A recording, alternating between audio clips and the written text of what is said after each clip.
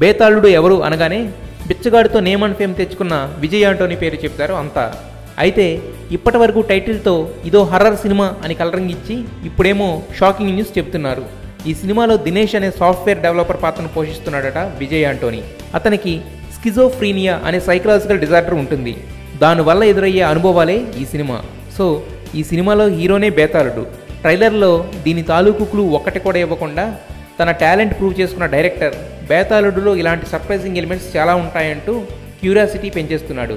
అలాగే ఈ సినిమాలో హీరోయిన్ అరుంధతి నాయర్ పాత్ర కూడా చాలా ఇంపార్టెన్సీ ఉంటుందని అంటున్నాడు. ప్రొడ్యూసర్స్ను కోటీశ్వర్లుగా మార్చిన బిచ్చగాడు ఈసారి బయ్యర్లకు ఏమాత్రం సంపాదించి పెడతాడో చూడాలి. ఆఫ్టర్ ఆల్ 8 వేలు సంపాదించేవాడికి ఎవరు పిల్లనిస్తారు? మహానగరం, ఏసీ రూమ్లో ఉద్యోగం, 25,000 జీతం అంటే వాడి లెవెలే మారిపోతుంది.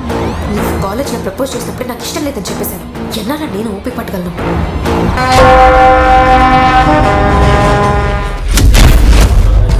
పులి వేటాడాలంటే జింక కావాలి. జింక కాలింగ్ పులి.